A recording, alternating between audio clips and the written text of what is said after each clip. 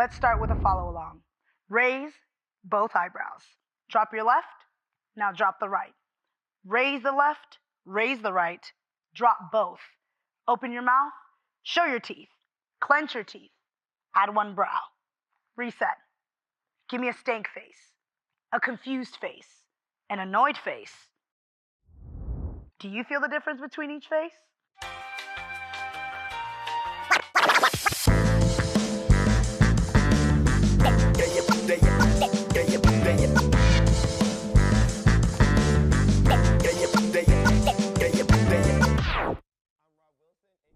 At Steezy, we believe that whether you are a beginner or advanced, an expressive or reserved dancer, being a great performer isn't exclusive to any one type of personality or skill level. So after you watch this video, you should take my beginner and advanced dance classes on Steezy Studio I made specifically to help you grow in your performance capabilities. Because while techniques and foundations are crucial, like the ones we talked about in this video, texture is the physical representation of the way a move feels to the eye. strong performance is what truly takes a dancer to the next level. In this video, we're gonna focus on facial performance, or facials, because it's often something you're expected to figure out on your own. For some, it comes naturally, but for most, we gotta practice. I'm gonna skip over the obvious yet important fact that confidence matters. You know that. Let's get into the specifics. Firstly, breath control is a game changer. Let me explain. Facial expressions are primarily responses to emotions. And when we dance, we need to mimic those feelings closely. Using breath is one of the best ways to emulate emotional tendencies. It's a tool to put your body into that state of mind. You're acting. For example, if I'm gonna do a dance and the music and the movements are heartbroken and deeply sad, you're gonna wanna match your breathing to that emotion. What does it feel like to be in that mental state? I'm gonna do a simple movement and emotion, and I want you to try that move and the breathing pattern with me. Remember, you're sad, so let's get into that mental state. Follow along. Your inhales are deep, like you're gasping for air, and your exhales shudder.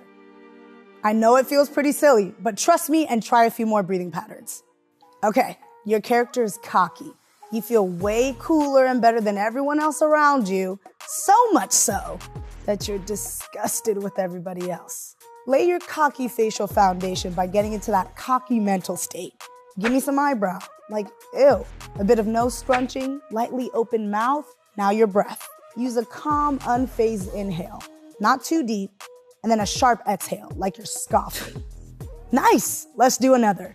You're letting out your rage. You feel powerful. Make a face like you're about to scream. Take a deep inhale, and if you can, scream. But if that would be too loud, release a light hiss while your mouth is open in a screaming position. These emotions and characters complemented by honest and realistic breathing patterns help you create authentic facial performances while dancing. The next tip to improving facial performance is understanding resistance and strain. Not everything about facials has to do with our emotion. Often our expression, breath, and posture changes as a reaction to bodily strain.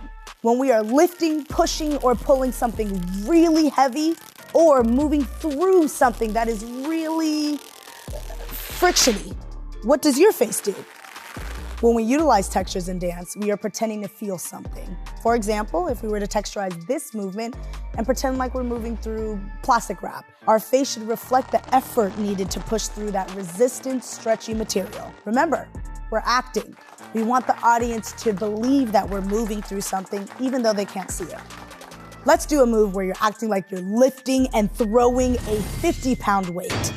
You'll probably get a little double chinny, bunched up face with a hard push of your breath. What if the move that you were doing had zero resistance, like you're in space? Probably like you're barely putting any effort. Your breath is normal. Imagine putting intense facials on this. It just doesn't make as much sense, and it's inauthentic to the reality of the movement. As dancers, we are storytellers, artists, vibe setters.